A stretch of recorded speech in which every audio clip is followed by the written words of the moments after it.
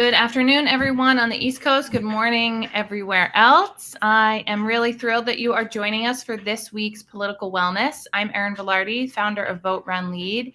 And I have an amazing guest with us today, and I am really excited for our conversation. We had a great pre-conversation, which I know always leads to a wonderful political wellness episode. Sung Yeon Choimorrow is the executive director of the National Asian Pacific American Women's Forum. She is a fierce advocate, a beautiful writer. This past week, I've been watching and reading so much of her commentary and feel smarter for it.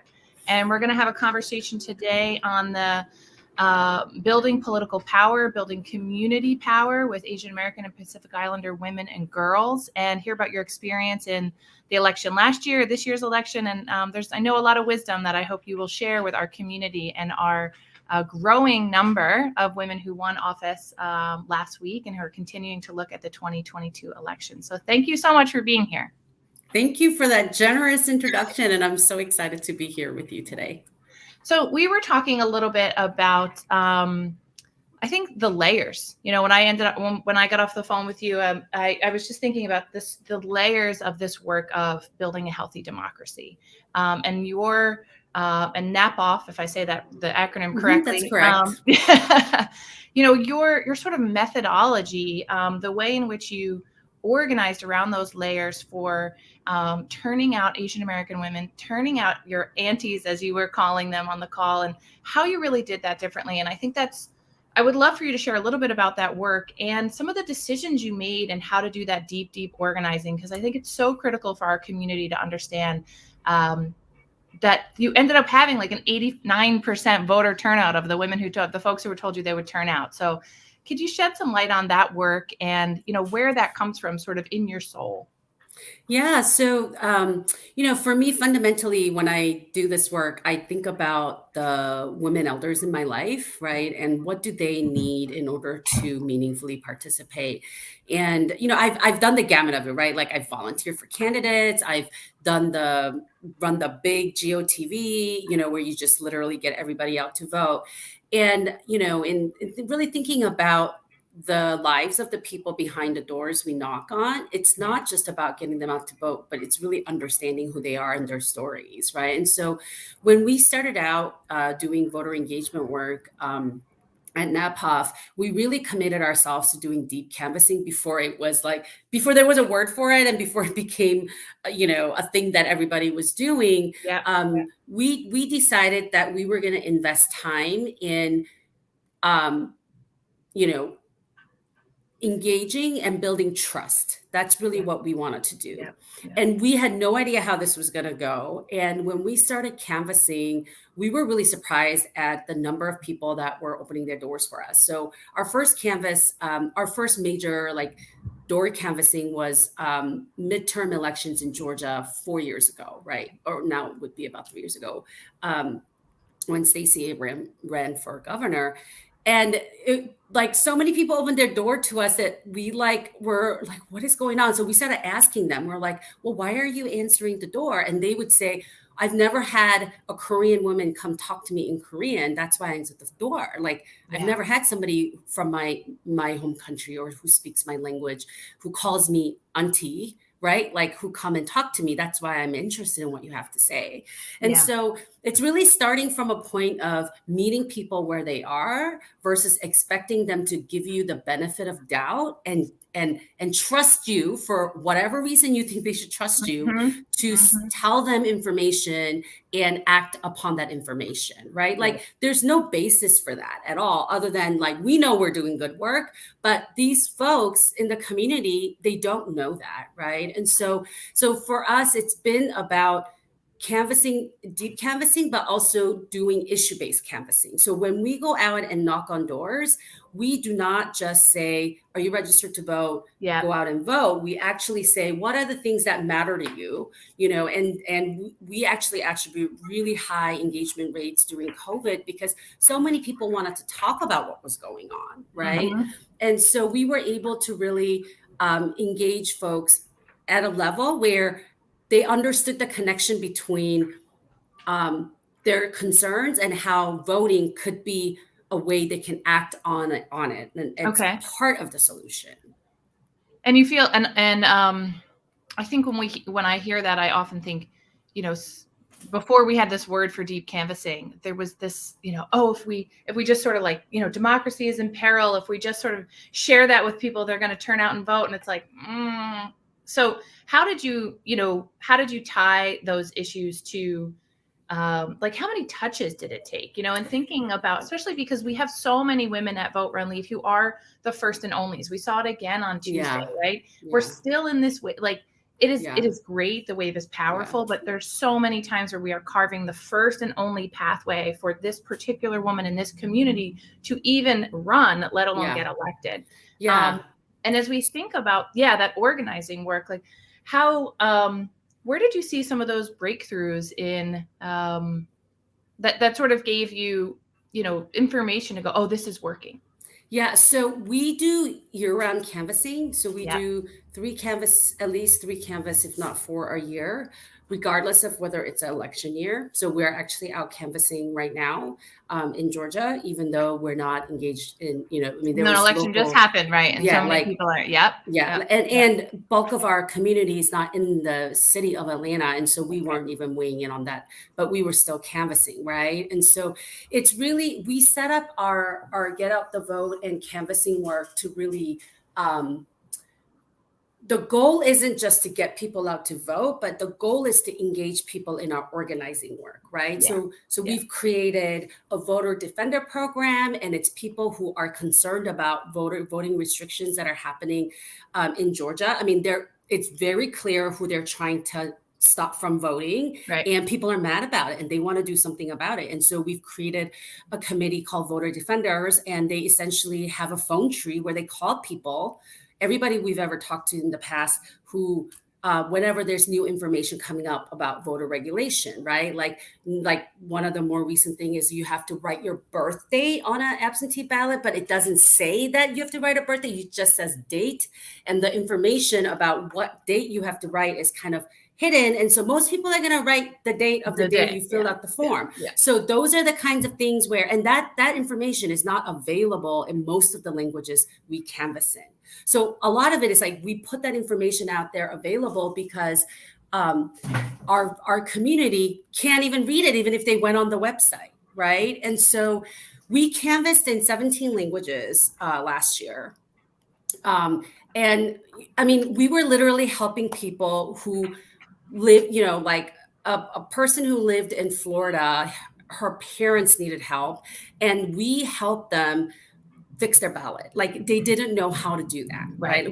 We got our Korean canvassers on the phone. We called all the right people and figured this out for them, right? Because again, in Central Florida, they don't have, the election board, they're not set up, and most election boards aren't set up to support people in their language.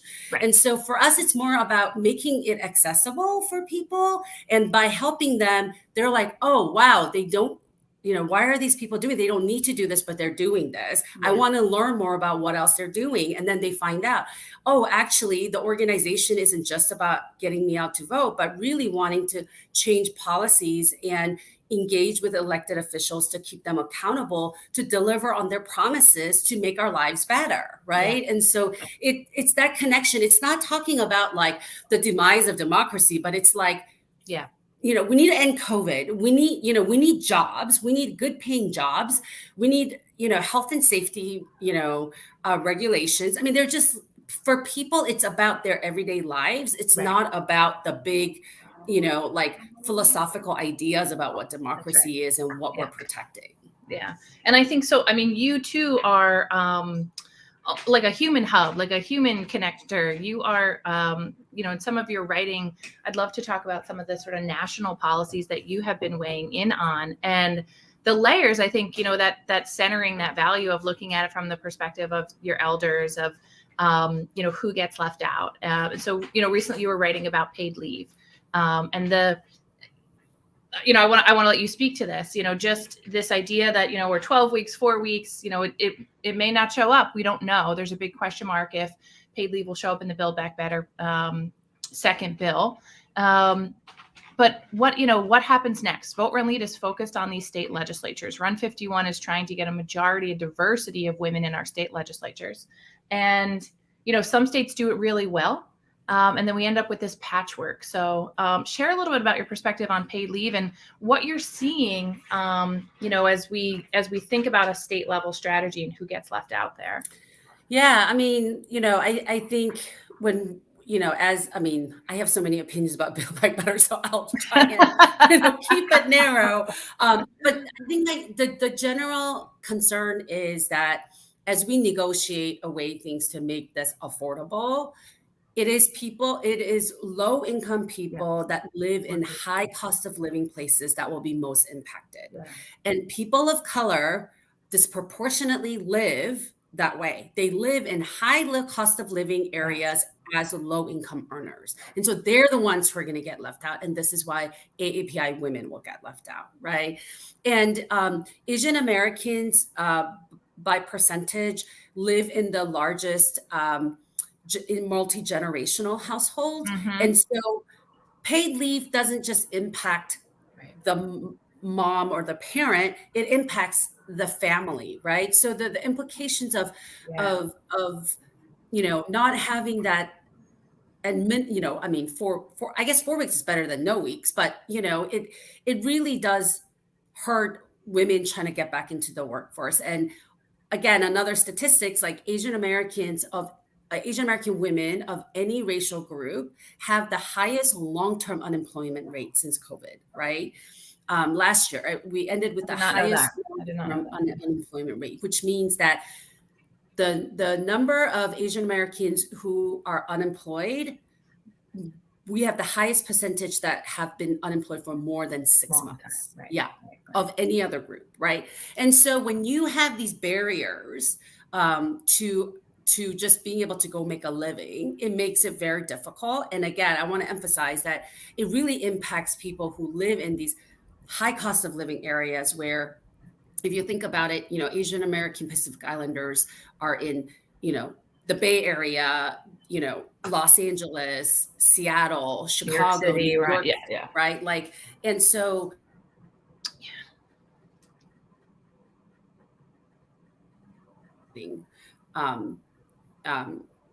and then in the big picture, I think then we're like, oh, let's take it state by state, then we're really gonna live in a divided country, right? Then we're really leaving people, and we see this on a daily basis, and because we have active work in Florida and Texas and Atlanta, right? Like when COVID happened, New York City, Chicago, DC, like all of the municipals and the state had mandates that were like easy for us to follow, but then like we had to do things differently in Atlanta because there was no mask mandate, there was no, and so thinking about it, even as somebody who's operating offices in multiple states, like it's already created two different kinds of country. And we're continuing to lean in on that if we say states are going to have solutions for us.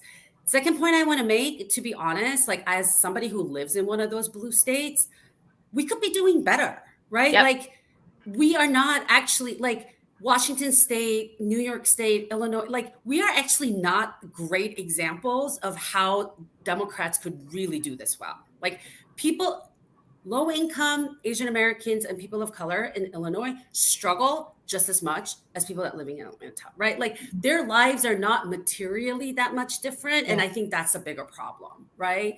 That I haven't seen evidence that we're going to actually make big strides and make huge changes that, and I would say maybe California is an exception, but they still struggle with people being able to afford a living, right? I mean, they have better labor laws and, better, wraparound support. And, they don't have the 5-year bar on immigrants being able to access support, but yet people still struggle, right? So materially, immigrants aren't seeing that much difference between what the federal government is doing and what their local government's doing, even if they live in these so-called more progressive, states that are,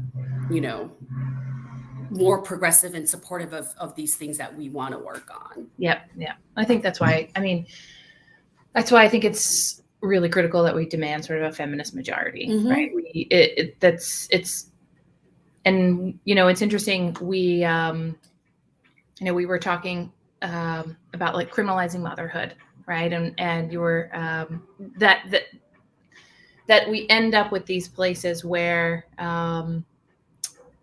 you know access to our democracy, access to resources is terrible. And then we have these places where it's still not great. Like we had New York City elections that were the highest they have been. I think I would credit that to ranked choice voting just last Tuesday, but they were still abysmal, right? Like people still don't feel invested in doing that. And that I love this idea of the deep canvassing. I love this, multiple stops a year, whether it's election year or not. I think that's really critical for our folks, both our partners, us, and the women that are running and thinking about like, when do I start door knocking? Yesterday, Yeah. right? Like direct voter contact, taking the time on the doors, telling those stories, being able to, not sugarcoat these things. I think have these really honest conversations feels like a learning for our community. So I appreciate that.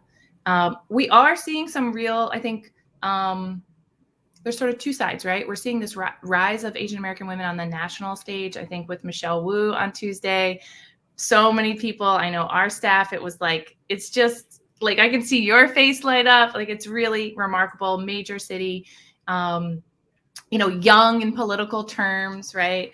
Asian American woman at the helm, really deeply respected. People are really excited about her candidacy. Coming off a year where we've also seen a rise in violence, particularly against Asian American women, Asian American community. And how are you also sort of staying well, right? And as your lead in this moment of some of these really bright spots, some of this real progress, and some very, very low points and pain points.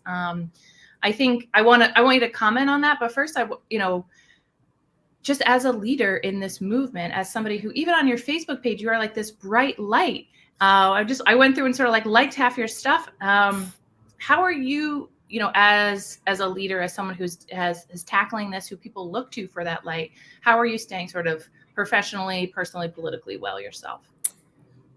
With a lot of support, right? I mean, we talk about it taking a village to raise a child. It really does take a village to lead in a moment like this. And I think that's something that I hope every ED that's running an organization that's really, working on these really difficult issues have.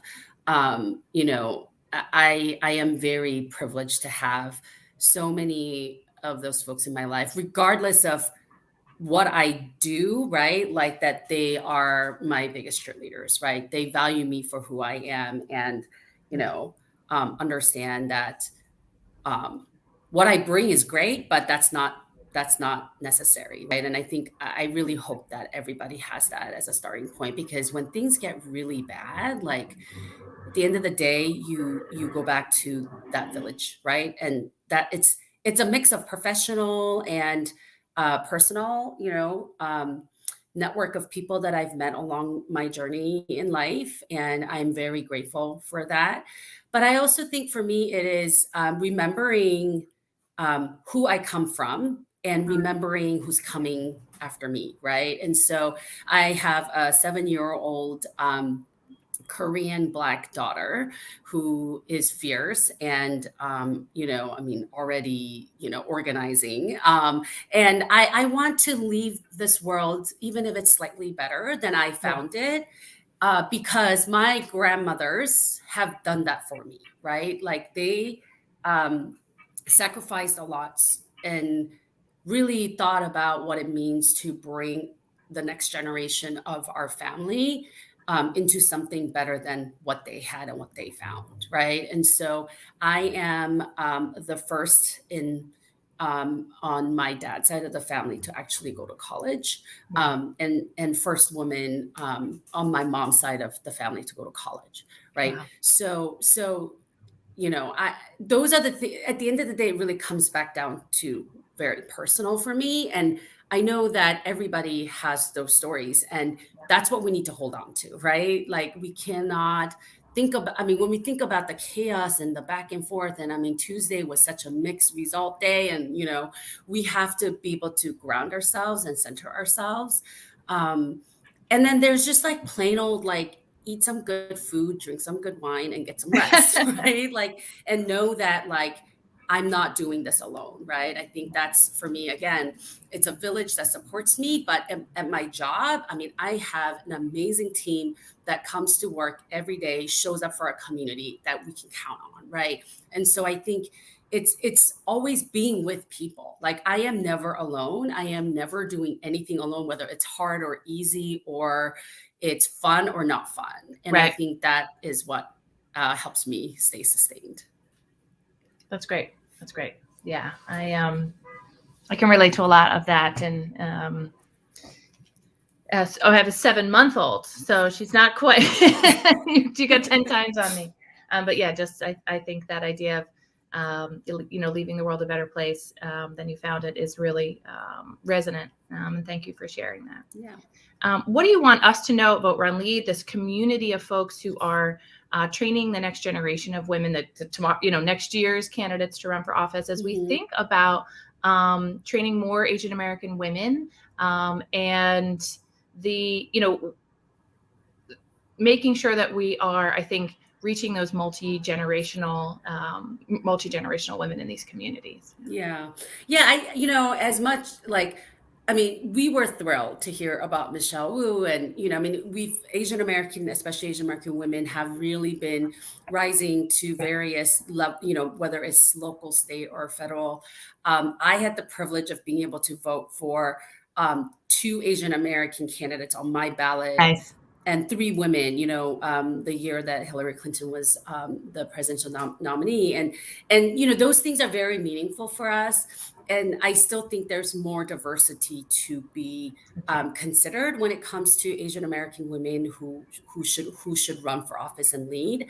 And I would encourage folks to think about language and cultural competency really being a barrier for many really smart and well-respected women in community who don't think about running for office, because they're not what mainstream America thinks about as leaders, right? Like, they don't talk the right way, they don't have the right accent, or they don't know how to engage in a way. And for me, it's about, how do we create the infrastructure that allows folks like them to really shine, versus shaping them into who they need to become in order to run for office. Yeah. I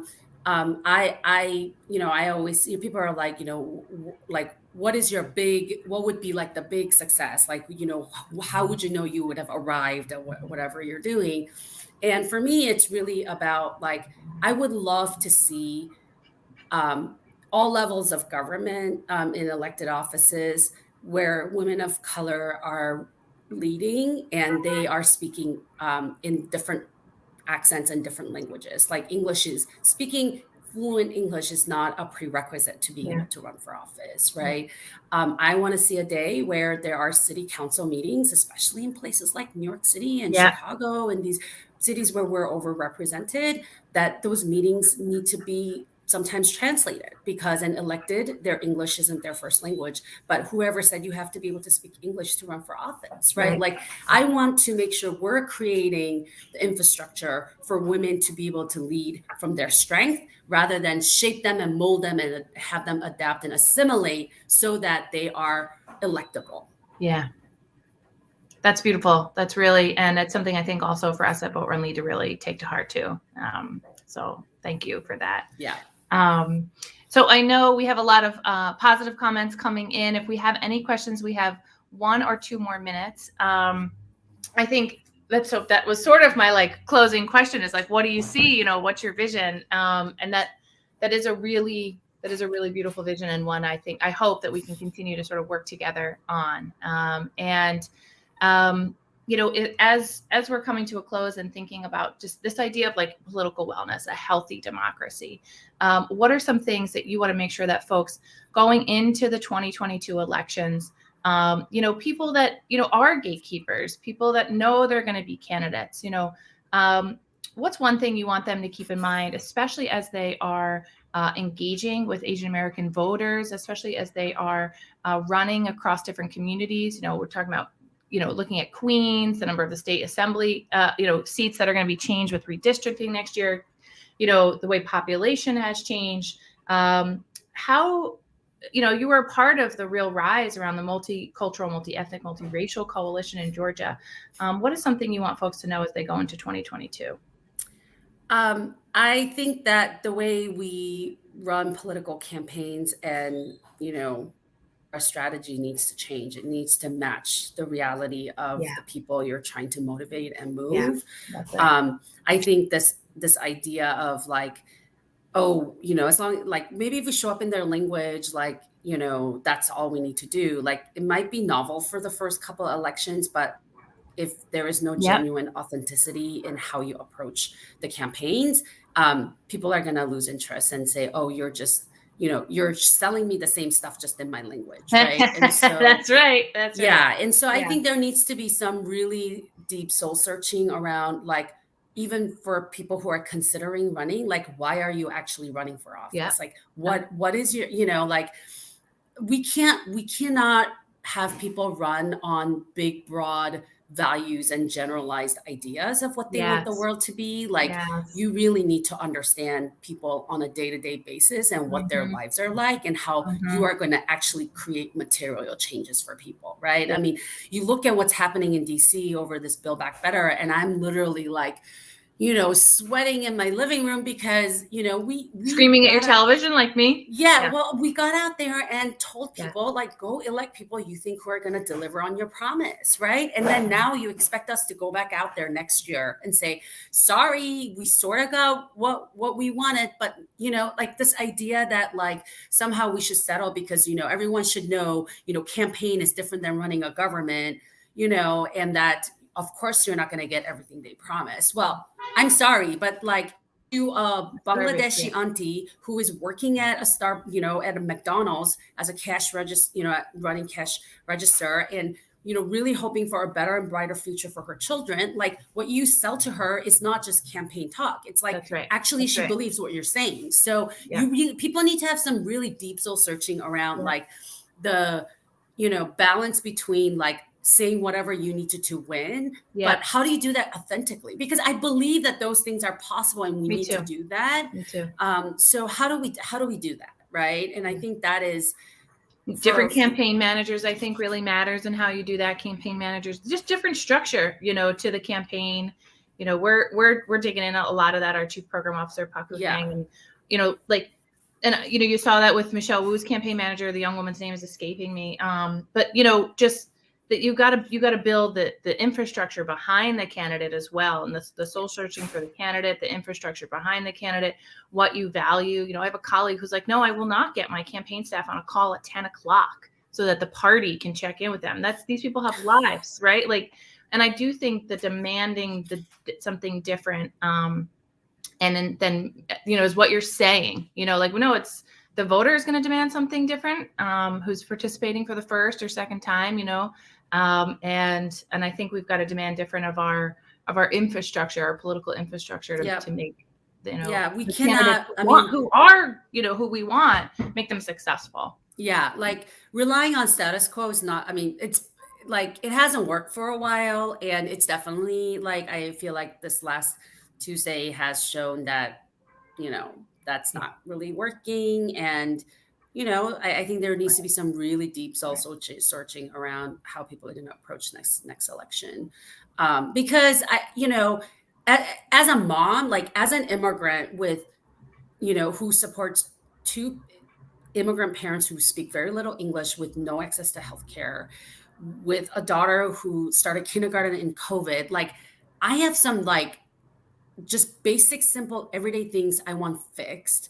Yeah. And I get like I do DC work all the time, right? And I'm still frustrated. So imagine people who like don't understand how the sausage is made, to tell them that like, oh, you don't understand how the sausage is made, like keep electing us and we'll figure it out, is like completely offensive, right? And so I think there needs to be some authentic owning up of, yeah, there's a level of we really don't no, we fell Right. short. But I'm going to We fight need for to work you. on it. Right. And yeah, And here's how I exactly. can. Yeah. Right. Yeah. Because people like me are desperate for solutions, because not fighting is not a solution. And I think to a certain degree, there have been certain candidates and party, that have taken advantage of the fact that, oh, they would never go to the other side, so that's okay. But what you actually risk is people not turning out to vote, right? That's right. Like, we may not vote the other way or whatever for your opponent, but we may also stay home because we're saying, like, this is not worth the effort. Like, this is not, Yep.